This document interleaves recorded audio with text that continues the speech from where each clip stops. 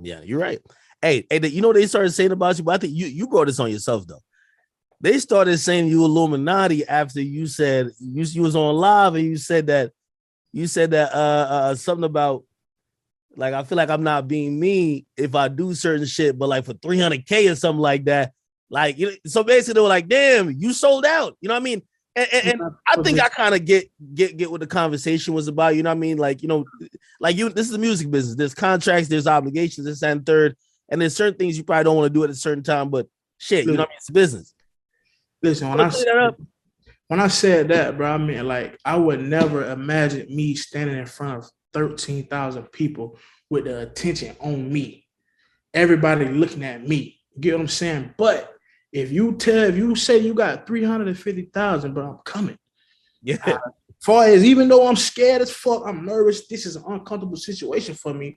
I'm still finna do it. You know what I'm saying? And in the mind, it's like, and when I think about it, it's like I'm doing something that I wouldn't really be comfortable doing. But the paper, I'm chasing this money. I'm young, bro. Chasing money. I'm talking about this kind of money that a nigga would have put their whole life online for back then. You get what I'm saying? Ain't no way I could just turn this. You talking about you got 350 for me to get on the stage for an hour? It's a lot of shit that a nigga wouldn't have been comfortable doing. All kind of breaking in people, innocent people, shit, taking shit. But a nigga want his money, bro. You get what I'm saying? So it's like, this shit I won't do, but that's cake. Nigga get on the stage. These people here for me. You feel me? This what I signed up for. So like that what I meant. Like nigga doing shit that they don't really want to be doing. You feel me? As far as like getting on stage. If you think about it, I just be thinking about the shit like in a way like, damn, it's crazy. I'm really would have never pictured myself willingly getting up on stage. And you know what I'm saying? But this my career now, you know? That's what I mean by that. Aren't you getting a little bit used to it though? Yeah, I'm getting used to it. This is like every time, like even now, like before a show, I be nervous. I be you on stage blinking out like type shit. It's just still like I don't know because bro, when COVID, it's like COVID hit and the world shut down, and it was like I wasn't really able to get on the big stage yet. So like once the world opened back up, I got straight to 10,000 cap room people. You feel me? I had never did that before, so it was like what the fuck. Like my first time when after COVID hit on my tour, we went to Houston, like 8,700 people in that shit, bro. And the last show that I did on the tour was like 1,200 people, cap rooms. You get what I'm saying? In 2019, 2020. To fast forward 2021, now it's 10,000 people here. You get what I'm saying? That shit just, and I just, just the feeling that it give me, like scared than a bitch. You know what I'm saying? But fuck it, nigga. We getting this money, and I'm making the best out of this shit. Of course. Yeah. 350K, I'm getting on that stage too. What'd you say? I said 350K, I'm getting on that stage too, man. Telling you who the fuck wouldn't. Shit, I mean, you also said about the Cold December video. You said you was gonna drop that bitch. Well, you said that they had that $50 million re-up on the contract. You had to go get that bitch. I get it. Yeah, I'm getting that shit too. The song just reminded me of some shit that I didn't want to go through, and it's just but you know what I'm saying. But business is business, bro. Once you do shake a hand and say this what I'm gonna do, this ain't the little boy world. It's grown man business, and only businessman can understand that. Once we shake hands and we go this and people money get paid and why it's like this what we talked about. You can't just wake up and say, "Bitch, I'm tired today. I don't feel like doing that. I want to get in my car, ride around." If you gotta handle business, bro, you feel me? Saying this shit business. That's why I say it's a grown man game and nigga playing, bro. So everybody ain't gonna understand what a nigga talking about. It ain't for y'all to understand. You feel me? Saying everything cause that's your life, this mine. You feel what I'm saying? But nigga, this grown man shit, man. Hey, so does that make you like? Because you said like that's some real shit that you really was even talking about and meant something to you. That's why you wasn't really trying to put that out. Does that make you kind of like fall back off putting so much of yourself into the music? Because at the end of the day, you said something important to me. You say, yo, you make the music because what I mean, it's kind of like therapy for you, but it don't mean you necessarily want to release everything.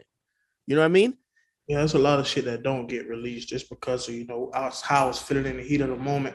Like I said, I'll say some shit that I won't say to a person just because what I'm saying, the respect I got for people, but it's still a thought. So just in order to get it out, I recorded it. And sometimes it sounds so hard, somebody gotta hear it.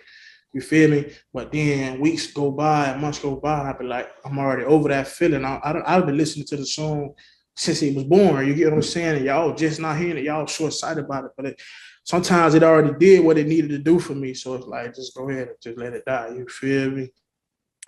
But some songs, people like, it be my fault. So there's a lot of shit that I'm learning still in this shit. Like, okay, if you don't want nobody to hear it, then don't let nobody hear it. You know what I'm saying? You don't want to know why you even putting out a snippet if it ain't, you ain't finna drop it up. You know, I'm learning still how to control the shit and how to move and be an artist. You feel me? Yeah. Hey, is that the case with the Nirvana song? Because your people were mad worried about that bitch. Like I mean, they pretty much they called that song. They said this was a attempted suicide letter. And when you look at the lyrics, like man, you talking about you basically sound like a will. Like I'm gonna leave this to this person. Pops get the crib, you get the cars. Like again, what was behind that, and why even put that out? I don't even know. I ain't even like, I put it out, but like I said, I'm still adjusting to the shit. So it's like I put it out and I thought about it. I was like, nah, I'm tripping. But before it was, could even blank, that bitch was everywhere. So I just, once a nigga notice who they is and how much attention is on them and how much power they got, it's like then you start to realize like, okay, I can't say this kind of shit. I can't do this shit. These people really care for a nigga. These people really worried about me. So it's like some shit you just gotta keep to yourself. I mean, I never wanted it to get to that point.